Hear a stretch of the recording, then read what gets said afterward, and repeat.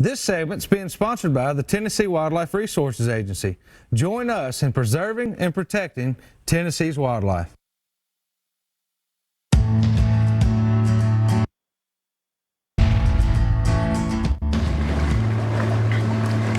We've been out on the lake today trying to do a little bit of fishing, and well, I guess we could just say we've had better days. You know, when you come out and you spend the day trying to catch some fish, trying to enjoy the day, but you don't catch anything, it gets frustrating at times. It reminds me of a time in Scripture. The Bible tells us in Luke chapter 5 about fishing. And he had fished all night long, didn't catch anything. And he was frustrated. He had come in, he was cleaning his nets, and all of a sudden Jesus came, told Peter to cast his net on the... And Peter said, well, Lord, we've been fishing all night, we didn't catch anything, but because you said it, I'll believe you. And when he caught so many fish that it was about to pull his boat in, about to break his net. He had to call all his other buddies in to help get all the fish. The Bible tells us that our ways are not his ways. His thoughts are not our thoughts. So we know that we can trust in the Lord when he tells us to do something. So I want to challenge he says, just believe him. Hey, thanks for watching this week. Our prayers are continuing to be with you through all the things that's going on. We hope that you're safe. And always remember, keep shooting straight.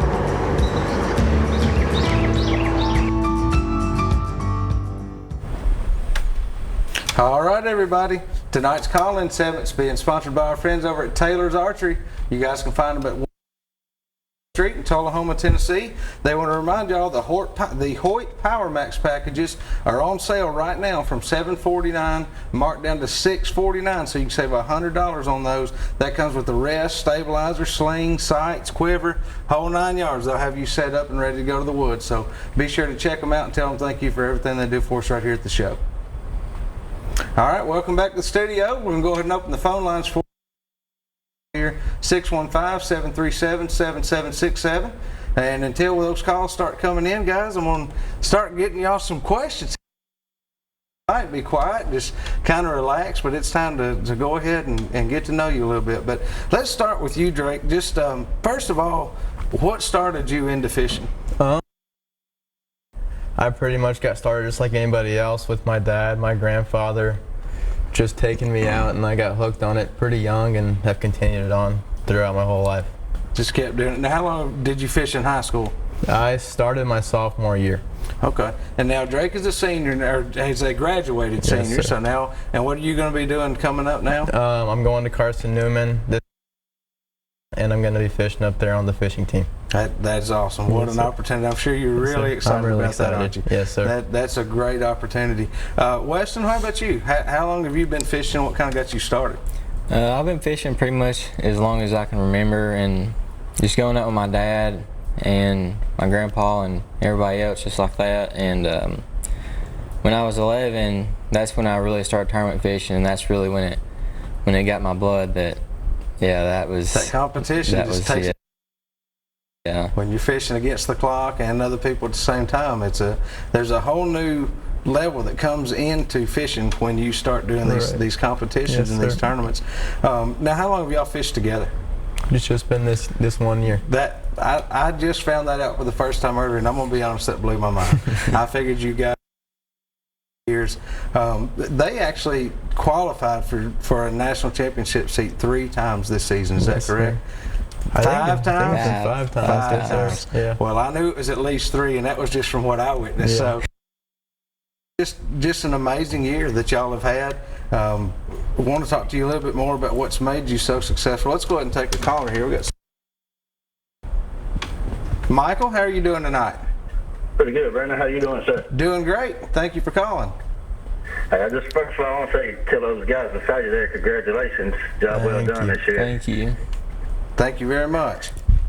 Hey, I just want to confirm that was Brett Crow in the sun in there in the picture with Okay. He had told me that that's who they were fishing with, and then I got the photos and I got to look that was him in that picture, but I figured it was. I appreciate that. I hear he's a mighty good guy around the Pickwick area.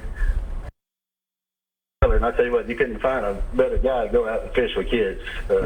My son really enjoyed that. Yeah, that's great. Oh, I just now realized this is Michael Whitaker. How are you doing, bud? Yeah. Well, I should have asked you about that, as far as whether that was him or not. But y'all had a good couple of days of fishing down there with him, and y'all did a striper trip as well, isn't that right? Yes, sir. We did. We did a trip on Friday and Saturday, and then we did fishing with Barrett on Monday. Yeah. Well, I know y'all had a good time. We had a pretty good week, yeah. Yeah, it looked like it. Well, I appreciate it very much. Thank you for calling tonight. Yes, sir. Hey, and we met you down at Pickwick back there in the fall doing the coyote hunt. Yeah, we need to try to work on that. We keep a very busy schedule in the summer, but we might could find some time for that here soon. All right. Thank you, sir. Yeah. All right. You too, buddy. Thanks. So, throughout this season, now y'all fished the first tournament you ever fished together on Pickwick, right? Yes, sir. And then your last, well, it won't be your last tournament. Y'all still got another one coming up, but your last state tournament was also on Pickwick. That's a great lake, by the way. Time I had got out on Pickwick and fished it, and that's a fantastic lake. And again, everybody was catching fish. There wasn't a team out there that wasn't putting fish. But yeah. Is that y'all? Let's start, Drake. Is that your favorite lake, or do you have another lake that, if you could go any lake to fish a tournament tomorrow morning, and you would feel confident on it, what would that lake be? I mean, to be 100% honest, my home lake is Percy Priest. I feel like I have the most confidence on that lake just because I know it so well. But Pickwick is definitely up there. It's a great fishery for sure. Yeah. And it fishes somewhat the same as Priest. It's a lot bigger body of water, but it does fish a lot the same. Yes, sir. What about you, Weston? That's got to be pretty much my favorite lake that I have fished so far in the high school trail. Pickwick. Now, what would you consider to be your home lake? Nickajack. Nickajack is my home lake, yes, sir. Okay. Now you guys did good down there on Nickajack too. Now I remember interviewing y'all down there one day. Yes, sir. Of course, you've done good all over the place, but Nickajack's another great fishery. And like I told you guys, we did a go down there one morning waiting on you guys to fish. So fantastic place down there. Weston, what about tough tournaments? What would be a tough lake? It's just harder to get a bag on. That would definitely be probably Old Hickory. Old Hickory can make you or break you real quick. Oh, yeah. I mean, some guys look like heroes out there, and some guys look like they've never fished in their life. I mean, some of the best sticks on the water, it can really fool you. Old Hickory can. Would you say the same thing? Probably Old Hickory Lake. Old Hickory. I don't know. Del Hollow can be tough sometimes. Yep. But man, I kind of cheat. We were at Del Hollow Gentry with me, and that evens your odds with the fish a lot. We had a good trip, but Del Hollow can be a tough one. It's like Center Hill. You get those deep clear lakes, it can be tough. It can make it tough. But what about a lake like Pickwick? What were you guys throwing that made you so successful in that tournament in that water? Well, it would have to be more of, in the morning you would throw like a black Magnum trickworm. Well, as the day went on, I noticed pretty quick that you couldn't get bites on a black. Well, as soon as I put that red bug, a Magnum trickworm on, I made one cast, and first cast, and then it was just, okay, first day. It's all about switching it up sometimes. Oh, yeah. Yes, sir. It is. And now, Drake, you were throwing a spoon some. I was throwing a big Magnum spoon a lot.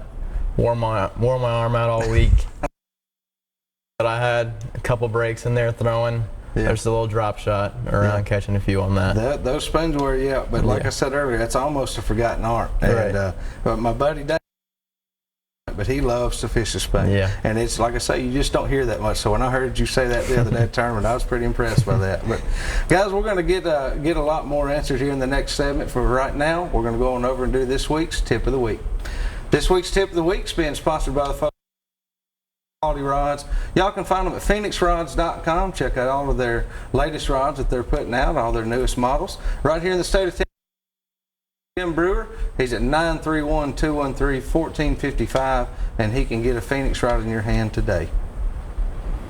All right, for our tip of the week, I've asked my buddy Drake over here to do one for us. What do you have for us tonight? I feel like the biggest tip for me in the summertime is to keep yourself hydrated, keep some electrolytes in your system to keep you comfortable out there on the water.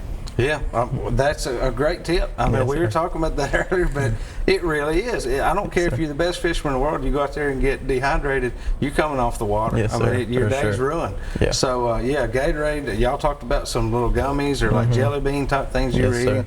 sir. You know, that is something to be taken very serious. We talk about life jackets all the time and flotation devices and things like that, but hydration is as important for your safety as just about anything else in the boat. When it's 100 degrees, that is a very important Yes, factor. So, well, guys, we're going to get ready to take another quick break, and we'll be right back here in Southern Woods and Waters.